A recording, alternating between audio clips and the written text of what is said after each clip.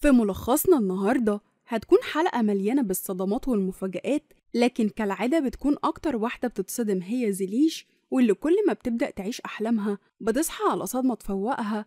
إزاي وليه ده هيحصل؟ ده اللي هنعرفه في ملخصنا النهاردة، فتابعونا للنهاية. اللي ما شافش الحلقات اللي فاتت هيلاقيها في أول تعليق مثبت تحت الفيديو.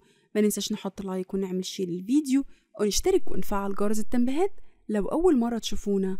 بتبدأ الأحداث بتكون زليش ماشية تفكر في محمد ولحظة فراقهم، هو بيكون برضه محمد ماشي يفكر فيها، والاتنين زعلانين جدا. لكن هم زليش بيكون أكبر بسبب كلام سونار. بتقعد زليش وهي بتعيط تحكي لأصلي عن اللي حصل واللي عرفته من سونار، لكن أصلي بترفض تشوفها حزينة كده، وبترفض تصدق كلام سونار من غير ما يتأكدوا. بتاخد زليش وبتمشي. بيكون محمد قاعد مش عارف يعمل ايه، لكنه ما بيلاقيش حل غير انه يبدأ في كل حاجة من الأول. بيقوم يمشي. بنشوف ترغط وعاكف اللي بيكونوا قاعدين مع دكتورة نفسية وعمالين يتخانقوا هما الاتنين ويزعقوا في بعض لحد ما بيخرجوها عن شعورها، وبتزعق فيهم هما الاتنين. وبتكون أمينة بتكلم سيفال، وبيفضل محمد واقف باصص لها. بيرن عليه كيفنج فبيعرفه محمد ان هو رجع على بيته وكل حاجة انتهت. بيقفل في وشه. بيدخل على أمه اللي أول ما بتشوفه بتفضل تحضن فيه لأنه رجع، وهي مبسوطة جدا. بتوصل أصلي مع زليش على بيت هاندا، وبترفض زليش تدخل تتكلم، لكن أصلي بتصمم علشان يعرفوا الحقيقة. بيروح أغور يقعد مع هاندا اللي بتعرض عليه يتشاركوا في مقابل إن هو يساعدها توصل اللي هي عايزاه، وبيفضل أغور متوتر وبيفكر. بنرجع لأصلي اللي بتعرفهم الشغالة إن مفيش حد في البيت، وبتطلب منهم يدخلوا يستنوا جوه فبيدخلوا. بتفضل زليش عايزة تمشي، لكن أصلي بتطلب قهوة، بتبعتها تغسل وشها علشان تفوق. بيدخل كيفنج على محمد يسأله هو بيعمل ايه عنده، فبيعرفه محمد اللي حصل وإن زليش ما بتحبوش، لكن كيفنج بيعرفه إنها بتعمل كده علشان العم شاكر، وبيعرفه إن أصلي حكت له كل حاجة وإن زليش بتحبه ولازم يرجعوا. بنرجع لأصلي اللي بتكون واقفة توقع الشغالة بالكلام علشان تعرف هاندا كانت مخطوبة ولا لأ، لكن الشغالة بتكون لسه جاية جديد ما تعرفش حاجة. بتعدي زليش من قدام أوضة هاندا فبتقرر تدخلها يمكن تلاقي فيها حاجة، لكنها بتتراجع. بتيجي تدخل بتشوف الصندوق على الأرض، فبتروح وهي مترددة وخايفة تفتحه. بتوصل هاندا على البيت، بتدخل تلاقي أصلي قاعدة تشرب قهوتها واخدة راحتها. بتعرفها إن زليش كمان جت بس طلعت تغسل وشها، فبتطلع هاندا علشان تشوفها. بتخرج زليش صورة من الصندوق، بتلاقيها صورة لهاندا مع محمد، فبتتصدم وبتدخل عليها هاندا تلاقي الصورة في إيديها. بنرجع لمحمد اللي بيقنعه كيفنج إن زليش بتحبه وإن شاكر السبب، وإنه لازم يعالج جرحها مش يبعد ويسيبها تعاني بسببه. فبيقرر محمد يرجع للقرية، لكن أمينة بتدخل عليهم. بيتحجج كيفنج بإن محمد وحشه وهياخدوا يتمشوا، لكنها بترفض علشان ابنها وحشها وخايفة يهرب. فبيوعدها محمد إن هو هيرجع تاني، وبيطلب منها يفضل ده سر بينهم ما تعرفش أبوه أو أي حد إن هو رجع. وفجأة بيسمعوا صوت عاكف فبيجروا. أما زليش فبتكون مصدومة من كلام هاندا ليها عن قد إيه هي ومحمد كانوا بيحبوا بعض، وبتسألها هي ليه كدبت عليهم. فبتعرفها هاندا إنها خافت منها في البداية، لكن اكتشفت إن قلبها طيب واهتمت بمحمد كأنه أخ ليها.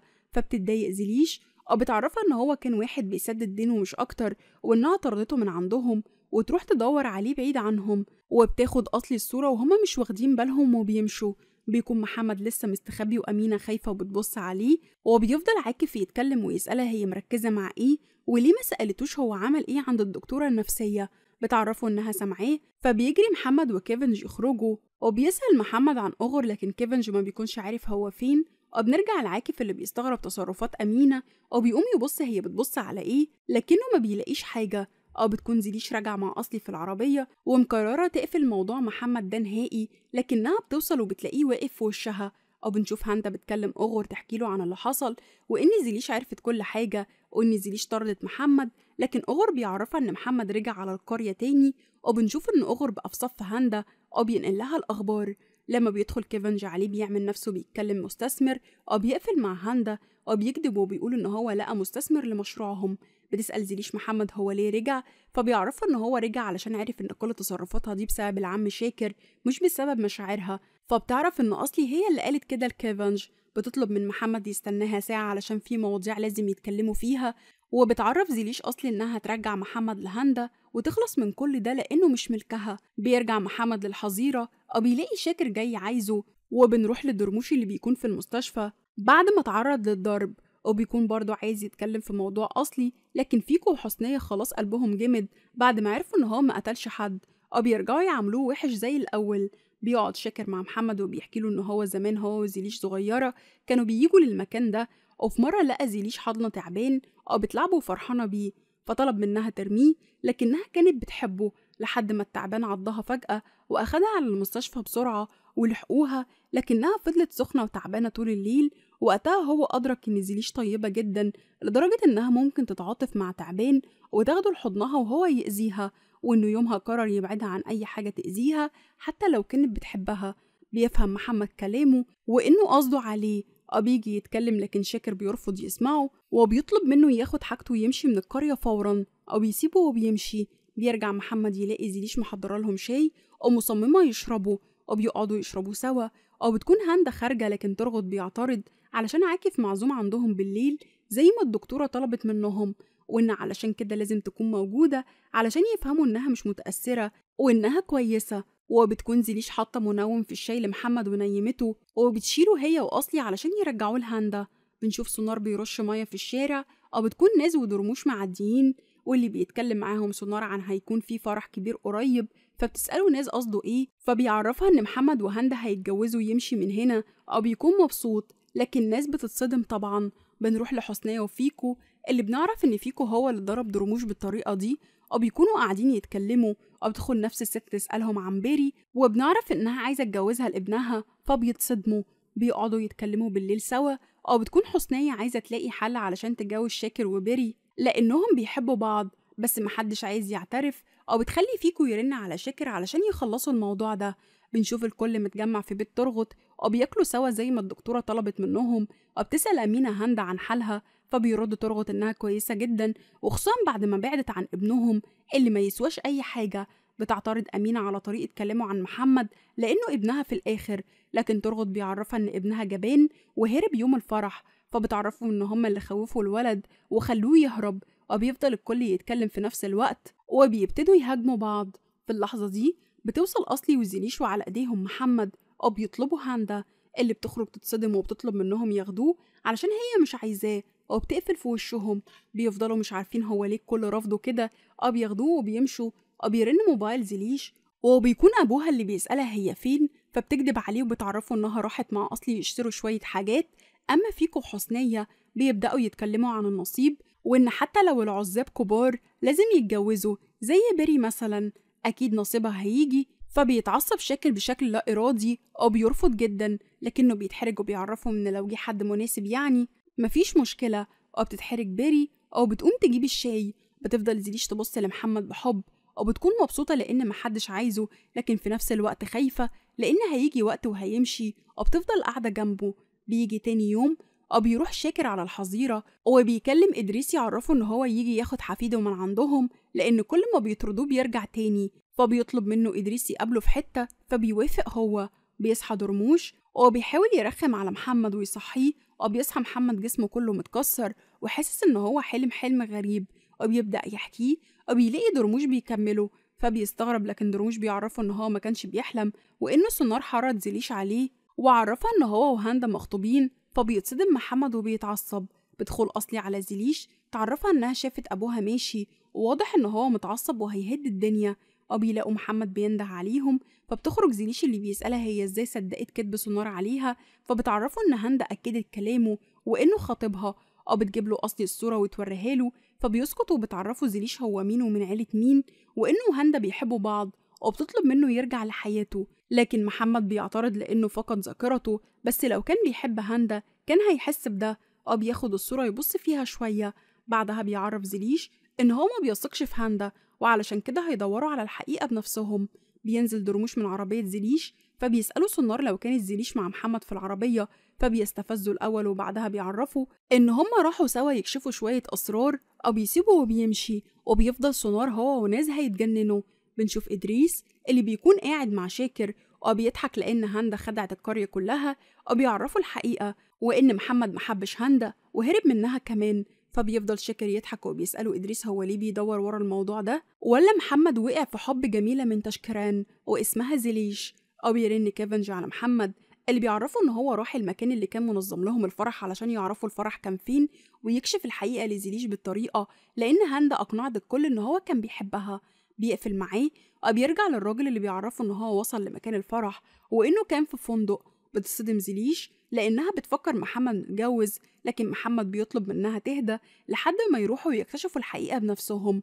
بنشوف سونار اللي متنكر هو وناس ومراقبينهم، وبنرجع لإدريس اللي بيعرف شاكر إن محمد اتولد بمعلقة دهب وعاش حياته كل يوم سفر لمكان شكل وفلوس ملهاش أول من آخر، وإنه يقبل يفضل كل المدة دي في قرية فده ملوش غير تفسير واحد، وإنه حب بنته زليش بجد ونسي حياته باللي فيها علشانها. بتروح هاندا وأغر لمحمد لكنهم مش بيلاقوه، وبنشوفهم بيوصلوا على الفندق وبيفضل محمد يفتكر كل اللي حصل لكنه بيحاول يتجاهل كل ده. بيرن على هاندا اللي بيطلب يقابلها بحجة إن هو اتخنق من زليش وإنها بتقابل مستثمر في الفندق اللي عند الرصيف. بتستغرب لكنها بتفرح وتعرفه إنها جاياله، وبتكون مفكرة إنها تبدأ من نفس المكان اللي انتهت فيه. بيدخل محمد يسأل عن فرحه وبيطلب تسجيل ليه، فبيعرفوا الراجل إن في العادة ما بيحتفظوش بتسجيلات الأفراح، لكن علشان ده كان فيديو أكشن فما مسحوش. بتستغرب زليش من ده. بيطلع محمد معاهم وبيشغل الفيديو، وقتها بتوصل هاندا هي كمان وهي مبسوطة، لكنها بتتصدم لما بتشوف لحظة هروب محمد من الفرح تاني. بتفتكر أصلي وزليش العريس اللي هرب من فرحه بيفهموا إن هو كان محمد. بتشوف أصلي هاندا فبتروح تشدها علشان الحقيقة تتكشف، وبيعرف محمد زليش إن دي الحقيقة وإنه لو بيحب هاندا ما كانش هرب أكيد. بتبص زليش على هاندا وبتصعب عليها فبتضرب محمد بالقلم لأنه ساب عروسته يوم فرحها، بتمشي وبتسيبه. بيخرج يجري وراها بيلاقي سونار في وشه فبيضربه، بيكمل جري بيوقف محمد زليش بيعرفها إن هو مش هيسيبها أبدا لأنه بيحبها بجد، بيعرفها إن هو مش كداب وإن هاندا هي اللي خدعتها هي والعم شاكر وفهمتهم إن هو بيحبها وهو عمره ما حبها. بتلوم زليش هاندا لأنها خدعتهم فعلا، بينزل محمد على ركبه قصاد الكل بيعترف لزليش بحبه. وقتها بتعرفها هاندا إن محمد ما بيكدبش لأنه عمره ما عمل كده لواحدة قبل كده ولا عمرها شافت البصة دي ليها، وبتتمنى لهم السعادة وبتحط إيديهم في إيد بعض وبتمشي وبتسيبهم. بيسقف لهم الكل وبتكون زليش مبسوطة جدا هي ومحمد. بتروح حسنية تصحي فيكو وبتعرفوا إن الخطبة جاية علشان بيري وإنه لازم يكلم شاكر علشان يجي وقتها ويمنع الموضوع، وإنه لازم يتأكد إن شاكر في القرية وحاجات كتير بتوجع دماغه. وبيكون شاكر واقف يكلم فيكو اللي بيعرفوا إن هو هيجيلهم. بيلاقي محمد وزليش وأصلي داخلين عليه. اللي بيجي محمد يعرفوا إن هم اكتشفوا حقيقة هاندا، فبيعرفهم شاكر إن هو عارف كل حاجة. بيعتذر لمحمد علشان ظلمه. وقتها بيفرح محمد وبيطلب منه يرجع للحظيرة، فبيعرفوا شاكر إن الموضوع ده بإيد زليش وإنه ما خلاهاش تطرده. هو بيسيبهم وبيمشي، فبتمشي أصلي هي كمان. بتسأل زليش محمد لو هيرجع لأهله، فبيعرفوا إن هو مش هيروح لأي مكان هي مش فيه، فبتعرفوا إنها مش هتسيب قريتها، فبيقول لها إن هو مش هيسيب الحظيرة بتاعته. بتنبسط زليش بتدخل البيت. بيرجع محمد للحظيرة. أما هاندا فبتكون قاعدة مع أخر تحكي له إنها اتفضحت تاني قدام الكل، لكنها مش هتسكت وهتندمهم كلهم. لكن أغر بيعرفها إنها مش محتاجة تعمل أي حاجة وإن كفاية بس تحط محمد في إيد أهلهم. وبيكون سونار قاعد مش طايق نفسه ولا طايق محمد، بيطلع سلاحه من جيبه بيحطه قصاده بيقعد يفكر. بنروح لزليش اللي بتاخد محمد والخشب وبتعرفه إن هو بما إنه هيقعد يسدد دينه فترة طويلة فهي قررت تبني له بيت يستقر فيه بالخشب اللي أبوها جابه. فبيعرفها محمد إنها بتعمل كده علشان ما يمشيش، لكنها بتنكر ده. بتتحرج وبتفضل تتخيل البيت وهتعمل المطبخ فين والأرض فين وإزاي هيشربوا شاي بعد الشغل، بتكون مبسوطة لكنها بتستوعب وبتتكسف بتزعق في محمد علشان يبدأ شغله وبتمشي وبتسيبه.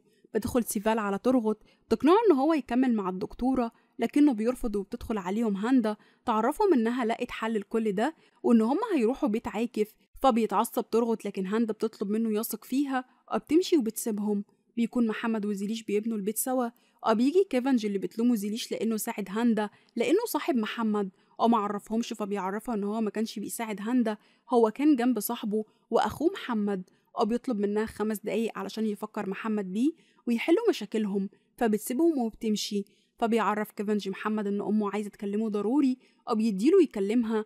بتعرفوا أمه إن هاندا كلمتها وقالت لهم إن هما جايين لهم بالليل علشان تعرفهم حقيقة كبيرة وإنها مش مرتاحة. فبيطمنها محمد إن هو هيحل كل حاجة، وبيقفل معاها وبيعرف كيفنج إن هاندا بتخطط لمصيبة تانية لكنه مش هيسكت لها. أو بيكون شاكر رايح على بيت فيكو، أو بيلاقوا مصطفى خارج جري، أو بياكل شوكولا، أو بيعرفوا إن أبوه الجديد جابهاله وإنه قاعد جوه علشان أمه. فبيفهم شاكر إن هما ندهوله علشان كده. بنرجع لمحمد اللي بيكون مقرر يوقف كل الكذب اللي بيكذبه ده، لأنهم ما بيعملوش حاجة غير إنهم بيبنوا كذبة فوق كذبة، وإن زيليش ما تستحقش كده. بيتعصب كيفنج عليه لأنه ما بيفكرش غير في نفسه وبس وأناني، لكن محمد بيعرفه إن هو ما بيفكرش في نفسه، لكنه قرر يبطل كذب وألعيب ويكون راجل ويواجه مشاكله ويهزم هاندا. بنشوف الخطبة اللي بتيجي تتكلم لكنهم بيلهوها على ما شاكر يجي. بيكون شاكر قاعد بره متأثر جدا وحزين، بيسمع الكلام وإن هما بيطلبوا إيد بيري لابنهم، ووقتها بيقوم يمشي. بتكون بيري مصدومة، وبتكون زيليش بتغسل، وبيروح محمد يعرفها إن هو هياخدها على مكان كمان شوية. فبتسأله لو كانت مفاجأة تانية، فبيعرفها إنها فعلا مفاجأة لكنها مفاجأة كبيرة، وعلشان كده عايزة تفتكر 3 كلمات بس دايما ما تنساهمش، هي إن محمد بيحبها هي. بيمشي وبيسيبها. بنشوف شاكر اللي بيقف يبص عليهم وهم خارجين من ورا الشجرة، بيمشي وهو زعلان. وبتفضل بيري تبص حواليها علشان خايفة يكون حد شافهم. وبنشوف الكل قاعد في بيت عاكف مش فاهم ايه اللي بيحصل ولا هما متجمعين ليه، لحد ما أخيرا بتوصل هاندا اللي بتطلب الأول قهوة علشان يشربوها وبعدين تعرفهم كل حاجة. بيوصل محمد ومعاه زيليش عند بيته، اللي بتعرفه زيليش إنها عارفة البيت ده وإنها جت هي وأبوها واتطردوا منه. بتحكيله اللي حصل لكنه بيطلب منها تثق فيه. بتخلص القهوة وبيكون الكل على أعصابه، وبتقرر هاندا تقوم تتكلم لكنهم بيلاقوا الجرس رن ومحمد في وشهم، فبيتصدموا كلهم وبيتعصب ترغط وبيفضلوا يحوشوا فيه. لكن محمد بيعرفهم إن هو رجع علشان يتكلم ولازم يسمعوه، لكن ترغط بيكون متعصب أو مستحلف إن هو يفضحه في كل حتة. فبتدخل زيليش تقف جنبه وتدافع عنه قصاد ترغط علشان هو مش فاكر أي حاجة وفقد ذاكرته. فبيتصدم الكل، لكن الصدمة الأكبر بتكون لزيليش لما بيعرفهم محمد إن هو فاكر كل حاجة. بيبص لزيليش وبيطلب منها ما تنساش ال3 كلمات. بيعرفهم إن هو بسببهم كدب على أكتر إنسانة حبها في حياته. بيعرفهم إن هو بيحب زيليش، وبيتصدم الكل طبعا. بيعتذر محمد من زيليش وبيطلب منها يفتحوا صفحة جديدة ما فيهاش كدب أبدا. بتفضل زيليش مصدومة وساكتة. بتخلص حلقتنا على كده. يا ترى إيه رد فعل زيليش على كل اللي بتسمعه؟ وهل هتثق في محمد وتسامحه ولا هتمشي وتسيبه؟ ويا ترى رد فعل شاكر إيه على عريس بيري؟ وهل هيحس إنها بتضيع منه فعلا ويتحرك ناحيتها ولا هيفضل زي ما هو؟ أما بقى سونار، يا ترى ناوي على إيه لمحمد؟ كل ده وأحداث تانية كتير هنشوفها في ملخصنا اللي جاي، فتابعونا للنهاية. اكتبوا لنا رأيكم في التعليقات وعايزين الملخص اللي جاي امتى. ما ننساش نحط لايك ونعمل شير للفيديو ونشترك ونفعل جرس التنبيهات لو أول مرة تشوفونا. واللي ما شافش الحلقات اللي فاتت هيلاقيها في أول تعليق مثبت تحت الفيديو. Tell me what's wrong and why you never said you felt that way. Guess you're trying to stay strong and fake a smile until I look away. But I've known you too long, it hurts to watch your blue eyes fade to gray as you fade away. As you, I know you told your friend you're not okay. And tell me what's wrong and why you never said you felt that way. Guess you're trying to stay strong and fake a smile until I look away. But I've known you too long, it hurts to watch your blue eyes fade to gray as you fade away.